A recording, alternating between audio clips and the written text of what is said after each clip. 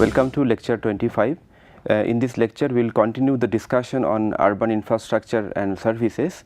In the last class, we discussed various categories of infrastructure, basic differences of the infrastructure and services, and also we had a discussion on transportation aspect as a basic infrastructure.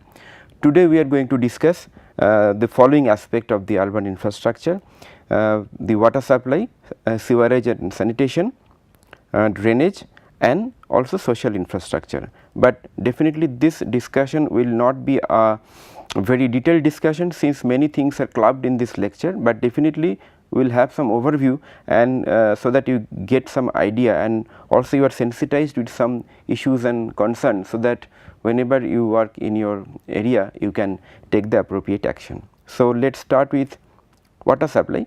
Now, water supply, you have seen that in 74th constitutional amendment, that water supply is the one of the major job of a municipality or urban local government, which is given by the constitution.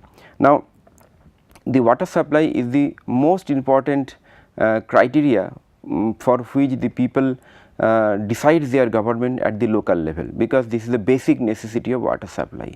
So, for the planning and governance of the water supply, there are various aspects of the water supply. So, those are, first one is the supply and management. And for supply, there are various aspects we should also know. So, supply involves the sources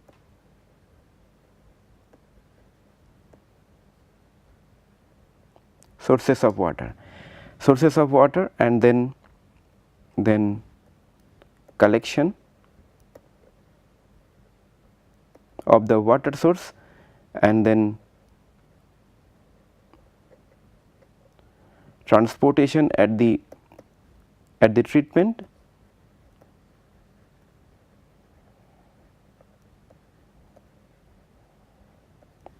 and then distribution. These are the basic attributes or elements of the water supply planning and governance. Now, sources of water, as you know, that there are sources like, one is underground sources, then the surface water, and also rainwater. Now, underground sources and surface water and rainwater, these three sources are basic sources of the drinking water, and apart from these sources, other water sources like sea water and all those are not drinkable, and underground sources and surface water and rainwater, they all of them have their positives and negatives, the merits and demerits. For example, underground water is basically having minerals and essential minerals, which is good for the health, and sometimes it has bad minerals, for example arsenic, all those contamination. But however, the underground water there is minimal pathogens which causes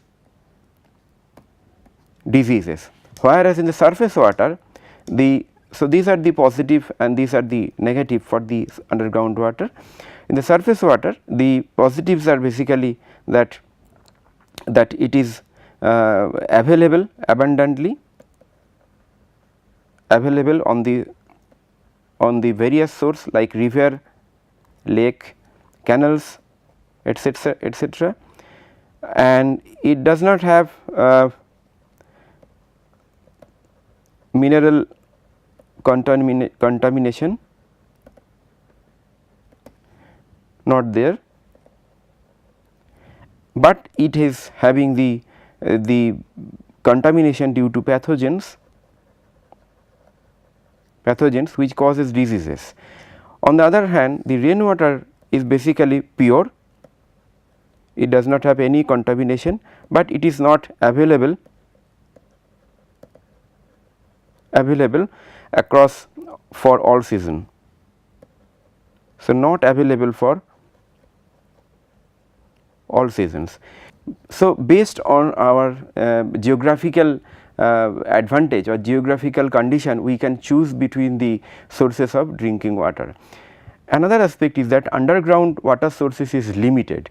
We cannot continue extracting underground water sources for long, because it is limited, and underground water sources are there beneath the water in the aquifers, and the amount of water in the aquifers is limited. If we extract more water, it creates contamination and it extracts other contaminant from the underground sources. That is why underground water sources extraction is limited and it is not encouraged. Therefore, surface water is the basic source and the rainwater is also basic source, but rainwater, since it is not available throughout the season, throughout all the time of a year, therefore, surface water has to be the main source for the drinking water supply. Now, the surface water has the source is like river, canals, lakes, etc. It has to be collected from the source. Usually, we take the water from the river sources or the canal or those kind of sources and collect the water and transport the water from that sources through pipelines through the water treatment plant. Now, usually the treatment plants are set up in a large amount of land for covering a large amount of population, for example 2 lakhs, 3 lakhs minimum population and more than that, but the treatment plant for smaller population area may not be feasible. Therefore, treatment plant transportation and its distribution needs a critical mass of the population to satisfy that, and then we distribute. So, treatment plant needs land, large land, for example 40 to 50 hectare of land for a population of say 8 to 10 lakh population. And for distribution there are two set of network. So, primary and secondary. So, primary networks are basically done to carry the water from plant, and secondary distribution which is basically done to supply the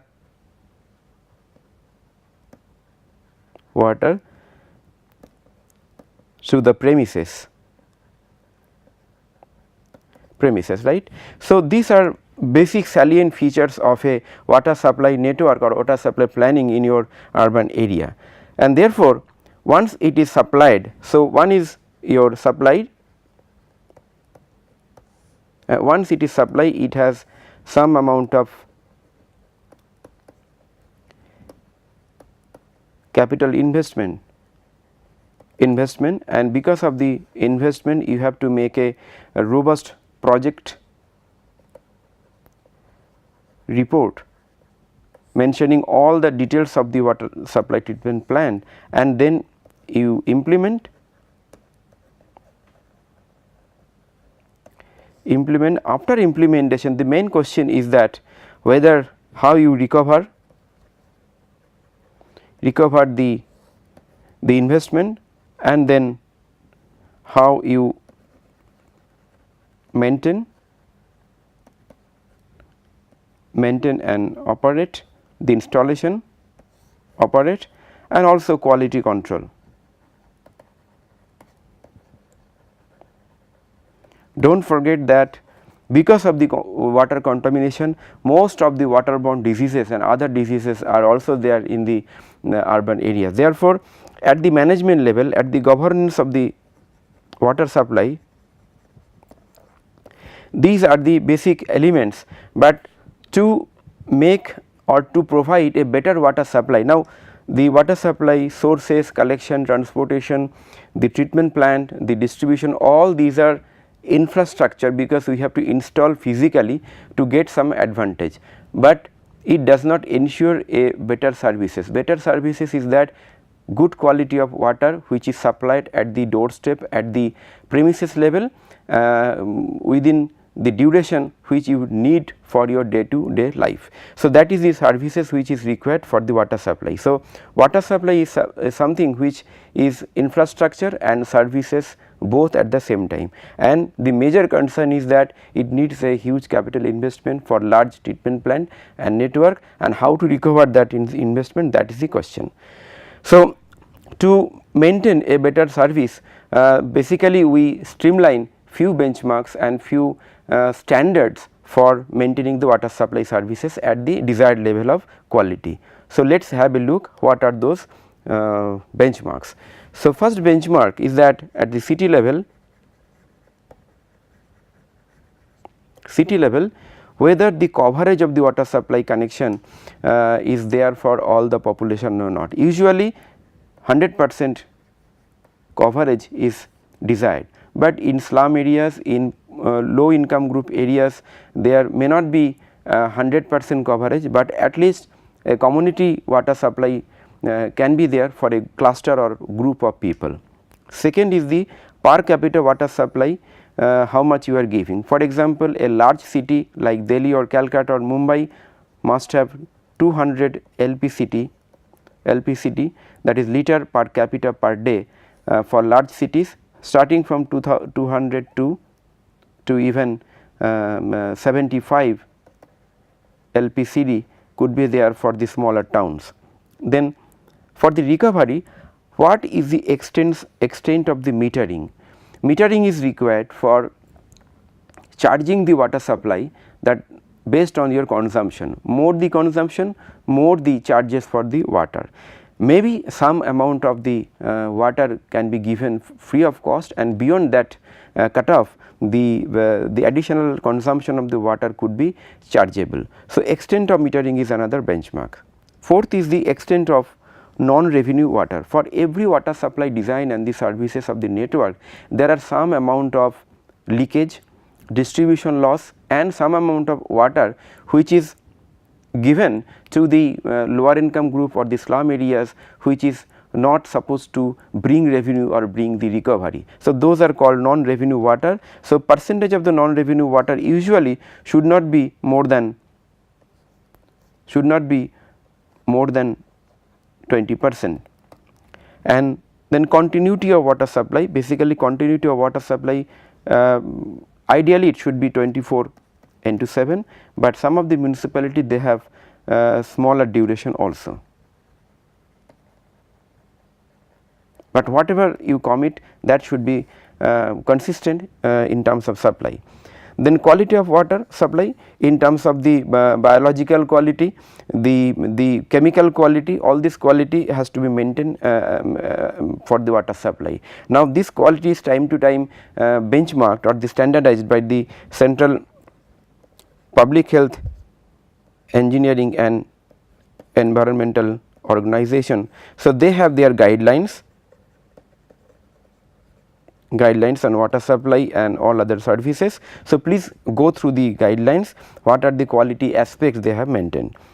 Efficiency in redressal of the customer complaints. The second part, that if you fail to provide required service, what is the level of grievances and what is the level of redressal of the grievances? Is it 100%? Usually we do not accept any redressal of the grievances less than 80%. So, 80% and above is the basic benchmark. Second is the cost recovery in water supply services. I told you that water supply is a major capital investment subject. So, recovery in terms of the money and the investment is very important. Usually the investment also 100% is the target within a time period of maximum 20 years, but it varies time to time. Some of the municipalities or the corporation, they even cannot recover even 50-60%. So, that is really a major concern.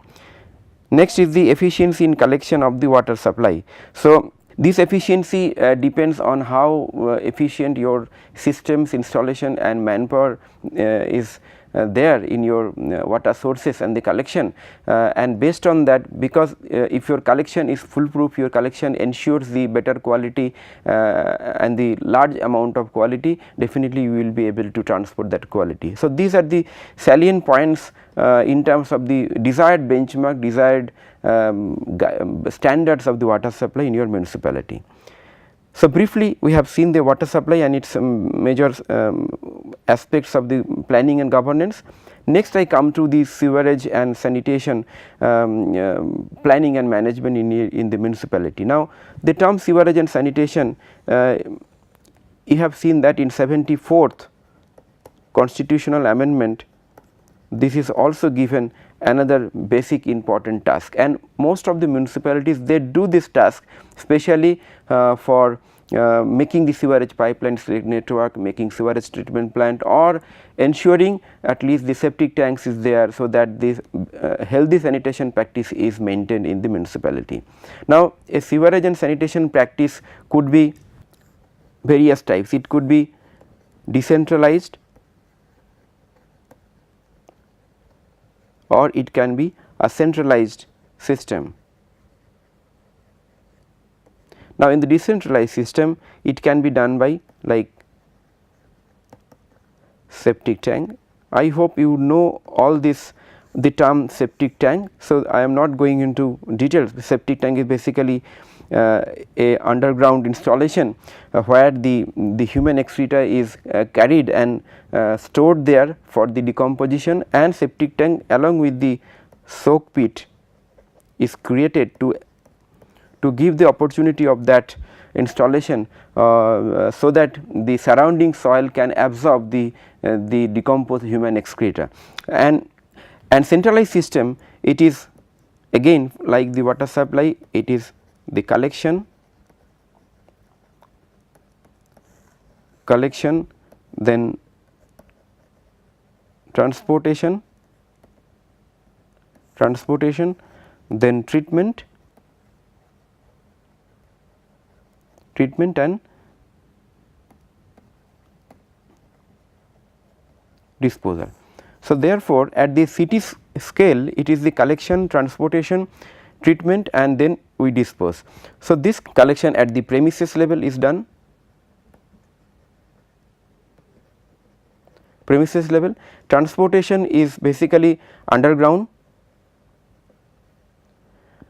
basically it can be underground below the road, or sometimes it can be green areas also, and then in the treatment plant, basically STPs are sewerage treatment plants are set up in the municipalities, and this sewerage treatment plant can be various types. I am not going into that detail. The basic objective of sewerage treatment plant is that it will be able to decompose and treat the sewage, and it will definitely make the sewage into meaningful output, which is worth and which can be used as either manure or either some better byproduct which can be used for any other developmental purposes. Now, the sewerage and so sewerage is the whole system which we design at the city level, including the collection, transportation, and the treatment, and sewage is basically the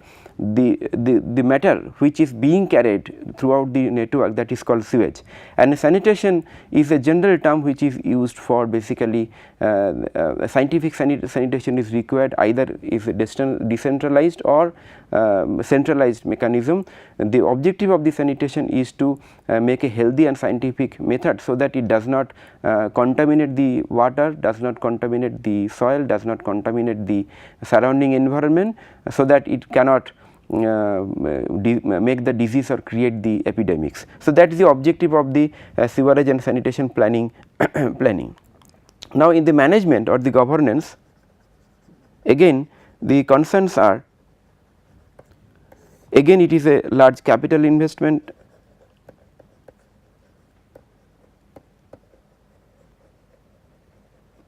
is required for centralized installation. Now, advantage of the decentralized sanitation practice like septic tanks etc. in village areas or the semi-urban areas, there are 2 pit latrine which is also used. Nowadays, you know that under Swachh Bharat mission, the toilet and the elimination of 100% open defecation is one of the objectives. So, the sanitation practice is given the maximum weightage and the priority at the national level. So, the major issue in this aspect is that if it is decentralized, the decentralized practice have some advantage in terms of that it can be done very easily with small investment of the money with minimum land requirement at the individual level. On the other hand, if it is not done properly and if it is not done, it can contaminate the soil, subsoil or the subwater. So, that is the disadvantage of the decentralized system, whereas the centralized system, the advantage is that it can offer you a better scientific method, but it needs lot of capital investment. That is why it need better funding agency, better planning. So, it need better planning and design, both land area and also expertise and a critical population to serve. But the good news is that, and after the JNNURM, during the JNNURM and now the Amrut mission, all these national urban mission, they are giving the funding for the sewerage treatment plant. Now, if a municipality is very small which cannot afford a sewerage treatment plant, it is possible also to make cluster of several municipalities and make one centralized sewerage treatment plant, and that central sewerage treatment plant can be serve all the surrounding municipalities. So, these are all basic major salient points. Now, let us see that what are the benchmark and the guidelines in terms of the standards and the norms related to the sewerage and the sanitation. So, number 1 is the coverage of the toilets. Under the Swachh Bharat mission, it is the 100% coverage which is aimed at the national level. So, this is the universal coverage, we cannot, this is kind of not negotiable parameter. So, 100% coverage is required. Second is the coverage of the sewerage network services. Now, there could be toilets, there could be decentralized systems of septic tanks, but the sewerage network service is the ultimate objective, so that it can cover 100%. That therefore, the centralized system, centralized treatment facility should be there at the municipality level, which can cover 100% like the toilets. Collection efficiency of the sewerage network. Now, this collection efficiency, again the target is 100%, but right now under Government of India, all this mission, they have given the target just to initiate as 70, 80 or 90% based on the city sizes. Then adequacy of the sewage treatment capacity. Adequacy means how much amount they can treat, how much and what is the equivalent population they can serve, that is the catchment area, that is the adequacy of the sewage treatment plant. Quality of the sewage treatment plant, whether it is able to treat all types of treatment is possible, so that it can convert the sewage into a meaningful discharge which can be used for developmental purpose, that is the quality aspect. Then extent of the reuse and the recycling, it is self explanatory. Efficiency in redressal of the complaints, similarly like water supply, 100% is target, but definitely the municipalities are given mandate as 80% or 90%. Extent of the cost recovery in sewage management, since it is a capital investment project.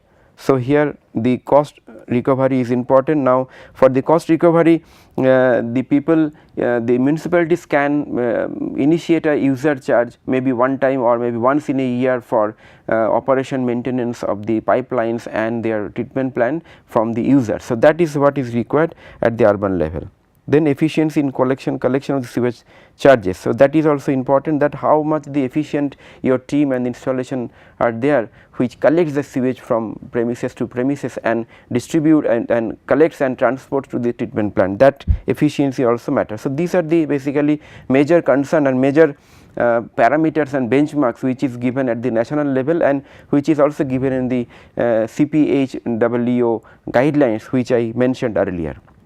Next, I would like to mention some aspect of the solid waste management. Now, solid waste management is another very important aspect which is also given in 74th Constitutional Amendment Act, and also you have seen that in municipality this is one of the very important concern, because everywhere in the roads you will find that garbages are dumped in the road and it is very dirty condition. So, therefore, to take this solid waste management and to give a better priority and the importance at the national level, the Swachh Bharat mission is created. As you know that under the Swachh Bharat mission, apart from the 100% elimination of the open defecation, another very important objective is to make a clean and green urban areas. So, let us see that what are the elements of the solid waste management. Now, when you say solid waste management, there are various kinds of waste. So, there could be waste like bio waste, non-bio waste. Bio waste means the waste which is coming from your kitchen, basically which is coming from the vegetable or the fruit or any other food item which is biologically possible for decomposing. Non-biological materials which is not possible for decomposition, and there could be some inert object, there could be some also medical waste. And also you know that another aspect is e-waste. At today's time there are various waste in the urban areas which is basically unused computers, unused installations and the printers, all these are making the e-waste. So, all these are making solid waste management. Apart from the solid waste management, there are waste water which also need to be treated. So, solid waste management and wastewater management, these are dealt together in the urban areas. Now, solid waste management has several steps for the planning. The first step, similarly like water supply and sewerage, is the collection. So, similarly with the collection,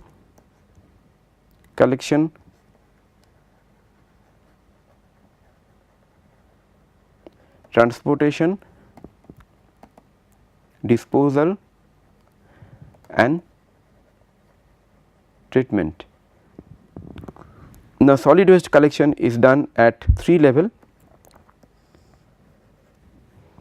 which is called primary, secondary and tertiary. Primary level collection is at the your premises level or at the individual level, and secondary level collection is at the area level or community level, and tertiary level collection is done at the city level, or sometimes it is a sub city level also.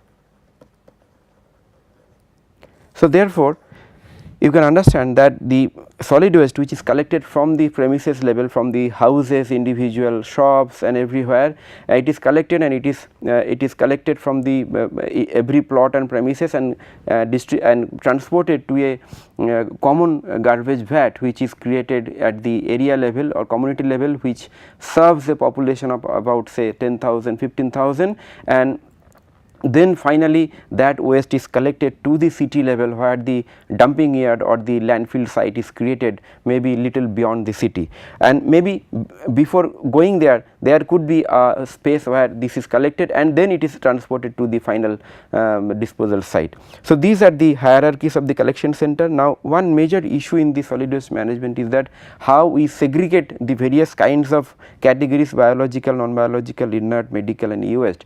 So, usually at the domestic level, we target to segregate the waste at the primary level, that is at the beginning, at the door, at the premises level or the plot level, we try to segregate. So, that concept is called, so segregation is another very important aspect. Segregation. So, our objective is segregation at source. That means at the primary level, here our target is if we segregate. So, usually what is done in the most of the municipality, that they create both two types of the smaller bins, different color, blue and green, and they can that can be used as for the segregation. And finally, it could be definitely stored in the secondary and the tertiary collection center, and then it will be transported and disposed and for the treatment. Now, the another issue here is that the solid waste dumping yard or landfill sites, these are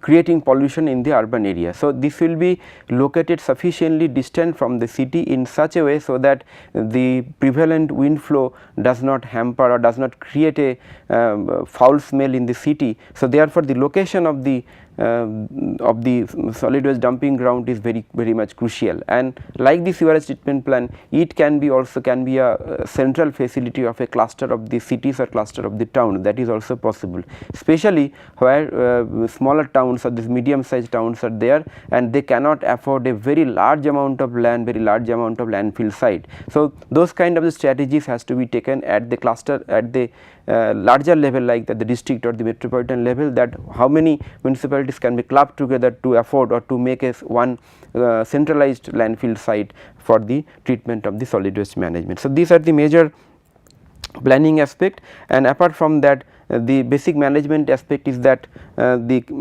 issues are like collection, recovery, land, then efficiency in transportation, and also treatment. What you are going to do after the treatment of the solid waste. Similarly, for the liquid waste and the e-waste and medical waste, what you are doing. Now, Government of India time to time they have framed the rules, like we have Solid Waste Management Rules 2006. You can go through the consult rules, Solid Waste Management Rules 2006. Under these rules, every municipality they are supposed to make the solid waste management a mainstream work. So, even if it is there in 74th amendment, government had to make a separate rules to make the solid waste management a basic work, and then recently by last 3 years through this Swachh Bharat mission, municipalities are doing solid waste management in a great extent. So, let us see what are the benchmarks related to solid waste management. Okay. So, benchmark for the solid waste management also are discussed along with the stormwater drainage sometimes. So, so let us discuss the drainage of the municipal areas. So, in the drainage, similarly it is the collection, then transportation and discharge. Now,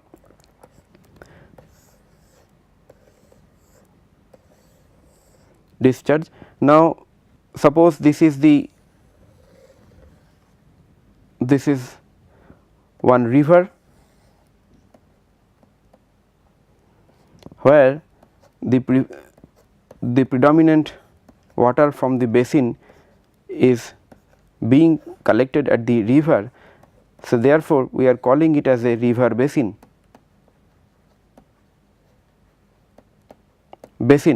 And river basin, and within that river basin, suppose this is city 1, suppose this is another city, suppose this is another city,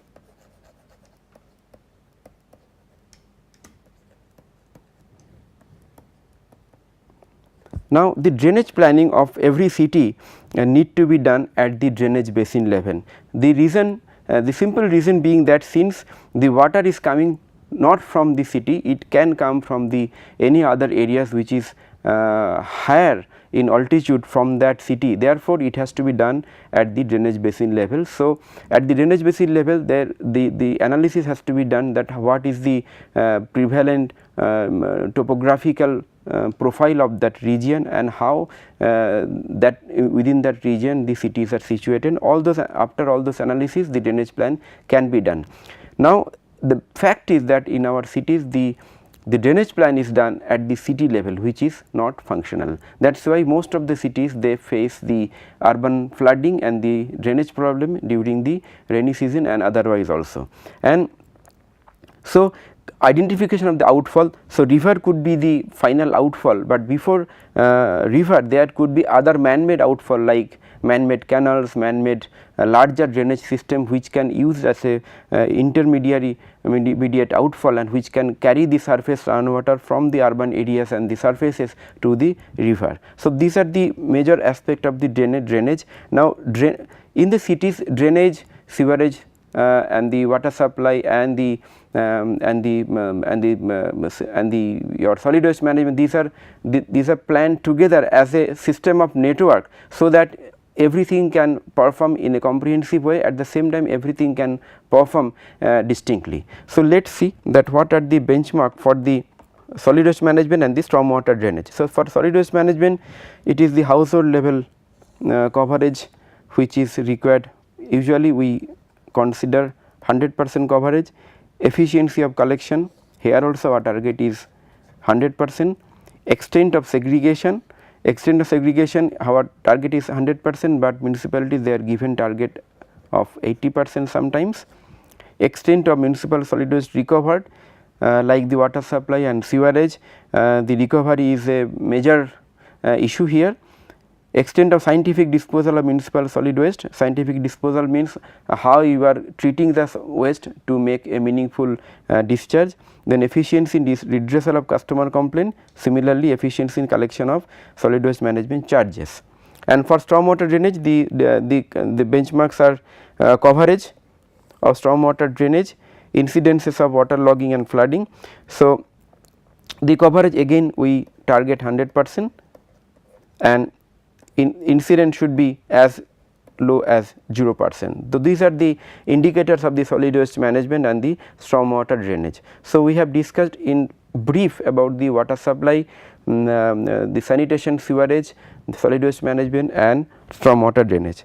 Next we see in short that what are the social infrastructure. In the last lecture we told you that the social infrastructures are the infrastructure we build at the various level, local level or the area level or the city level, which is aiming to improve the social condition like education, like health, like cultural aspect, all this. But definitely it needs a capital investment also, and it is also a physical installation. For example, you need to create buildings, you need to create some amount of internal infrastructure, but definitely the major benefit of the social infrastructure is social and cultural. So, first is the education. So, I have taken the norms from the URDPFI. You know that URDPFI gives the basic standards of the social infrastructure. So, we have the pre-primary, nursery school, primary, senior secondary schools, and this is the population category, that is the how many population is served by only one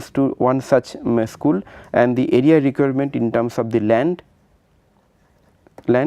So, and some other controls like most of the cases schools has to be located near the park, so that school and the open space can be used together. And here the major planning concern could be that you may not have dedicated land for each and every pre-primary school, but definitely you can use or you can allow the pre-primary school even in the residential locality as a mixed use land use, so that some amount, maybe one floor or maybe some part of the one floor can be used for the pre-primary school. But primary school definitely needs a ideally a dedicated land and a open space, so that the students can enjoy as per the land. So, those kind of local contextualization is required to be taken at the local level. Next, you can see the requirement at the higher level, like in the residential school with like the school without the hostel facility and residential school with the hostel facility, then school for physically challenged, school for mentally challenged, and then there are college which is required for one college required for 1.25 lakh, university campus. So, these are the large level educational campuses standards which is required at the city level. Now, some of the cities they have even large amount of educational campus in their city, those cities can take the advantage of the educational campuses or the universities as a educational hub, and they can definitely generate much more economy from that. On the other side, if the municipality does not have a large amount of or sufficient amount of educational campuses, definitely they need to build more, or they need to make transportation network with the surrounding larger urban areas, so that people can commute and take the adequate educational services. Those kind of strategies at the city level is required, but this guidelines is basically indicative in nature. Then technical education, you know that for the technical education you need ITI. Oh, these are the engineering colleges, medical colleges, professional colleges, nursing and paramedical institution, veterinary institution. These are the institutions required for the technical education at the city level, like for 10 lakh population or so population. And then we have the medical facilities. There is some so dispensaries, nursing home, polyclinic, intermediate hospital, various categories, multi-speciality hospitals, these are there. And similarly with the educational facility, the population standard for the health facilities also mentioned, you can have a look.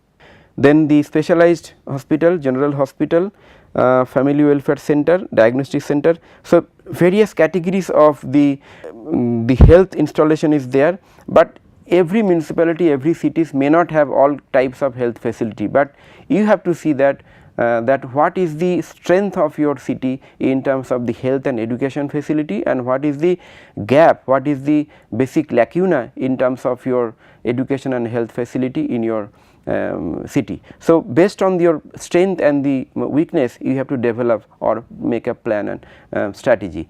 There are cities which has fantastic educational and the health facility, and because of that they attract even not only the national customers, they also attract the international customers, and because of that those kind of cities has taken are termed as like international or national level renowned cities. So, based on your strength you can strategize that what kind of strength and weaknesses are there and how you can develop further for your cities.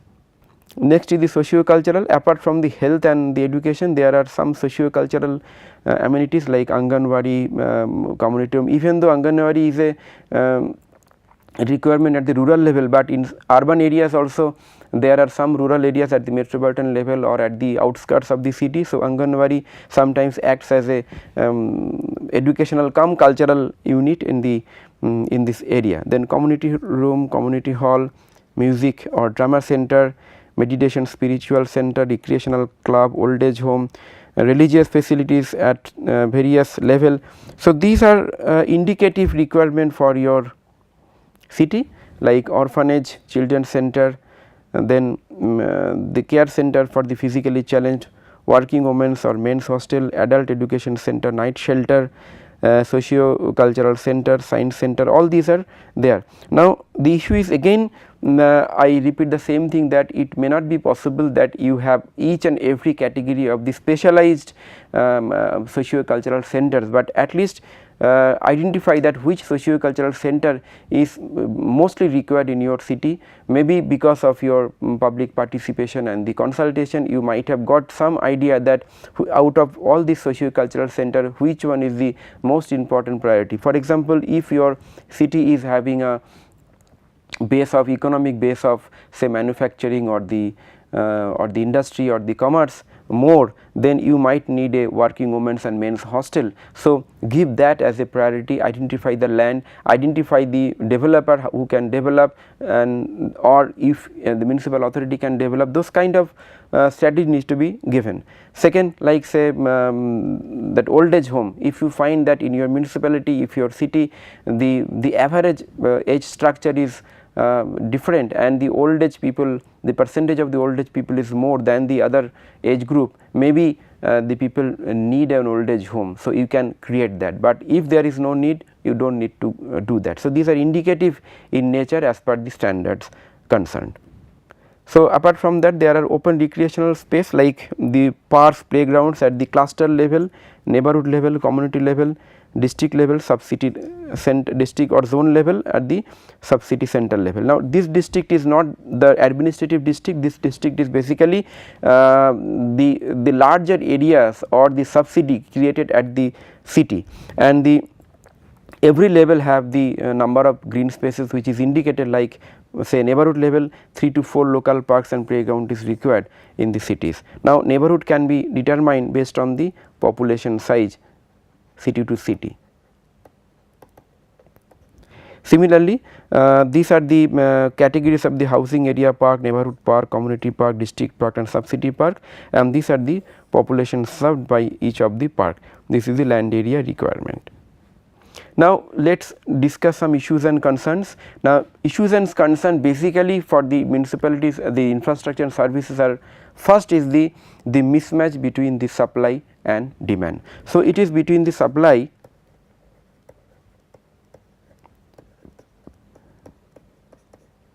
versus demand, and this supply versus demand, some number one is quantitative and another is qualitative.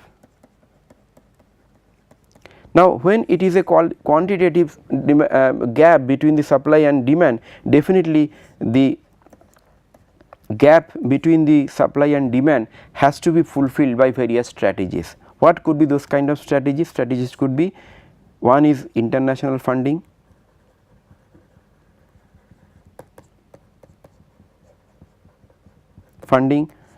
national funding,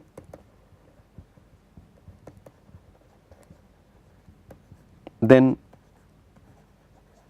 local recovery mechanism, and an informed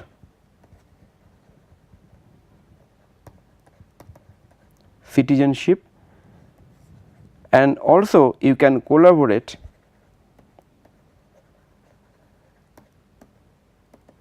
with other ULB, so that you can create a large infrastructure with minimum investment. So, collaboration also sometimes minimizes the gap between the supply and the demand.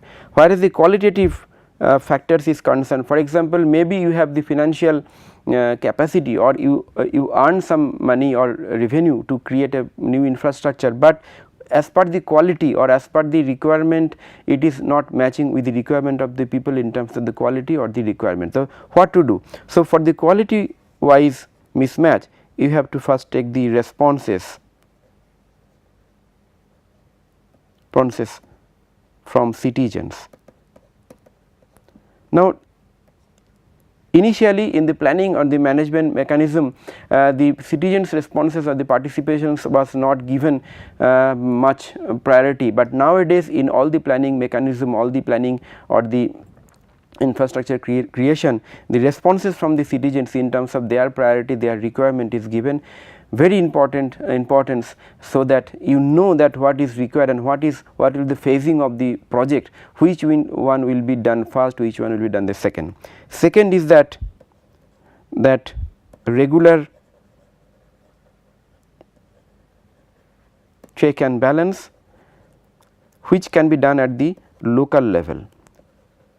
There was a time when municipalities need to run each and every time at the state level organization for regular checking of the water supply quality, regular checking of the sanitary quality, but some of the municipalities or the bigger corporation, they could have localized institution or local institutions, or they can have their own labs to have regular testing. Maybe sometimes once in a year they can do the checking from the other centralized institution. So, those kind of regular check and balance at the local level, at the ULB level can be done. Then also you take the expert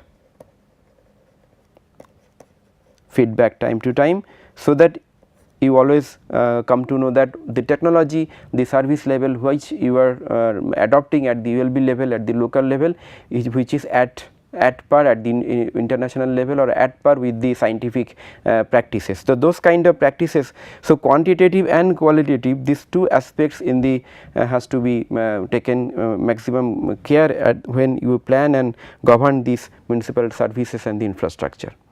Okay. So, with this we conclude this lecture. So, today even though we touched many aspects, we started with water supply, the sewerage and the sanitation, solid waste management and drainage. We discussed the salient planning concerns and the benchmark of the service delivery of those 4 major service and the infrastructure. Then we also touched the educational infrastructure, the health infrastructure and the socio-cultural infrastructure, and how it can be what are the norms and standards for the urban level.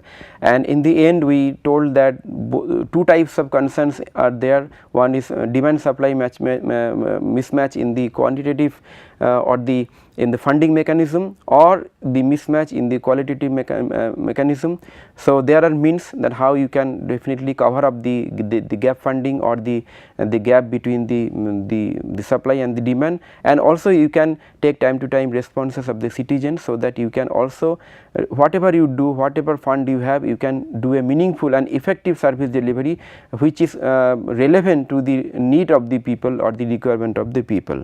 So, after this discussion, I hope that in this week we discussed some major aspect of the urban governance and the management, like infrastructure, land, all this aspect. So, you could at least get some idea that to create those kind of infrastructure and land, you need substantial amount of the finance at the urban local bodies level. So, next week we will discuss the whole week we will discuss about the financial matter, what are the financial matter and how it can be improved at the municipal level, and what are the prevalent and the modern practices of the financing and accounting both, which can definitely give or offer a municipality a better system by which they can generate more revenue, they can earn more revenue, they can use that revenue in a better outcome for creating infrastructure and the services for the people. So, with this I thank you very much for attending this lecture.